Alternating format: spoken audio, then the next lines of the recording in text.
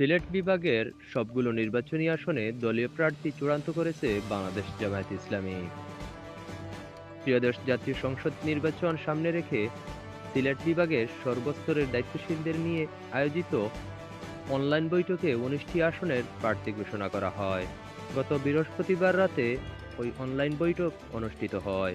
এতে আনুষ্ঠানিকভাবে বিভাগের ১৯ আসনে দলীয় প্রার্থীর নাম ঘোষণা করেন জামাতের কেন্দ্রীয় সহকারী সেক্রেটারি জেনারেল ও সিলেট অঞ্চলের পরিচালক অ্যাডভোকেট এহসানুল মাহবুব জুবায়ের।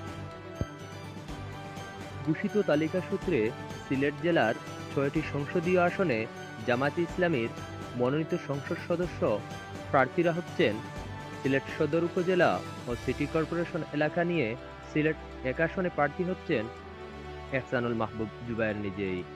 বিশ্বনাথ ও ওসমানীনগর উপজেলা নিয়ে গঠিত সিলেট ২ আসনে প্রফেসর এম এ হান্নান।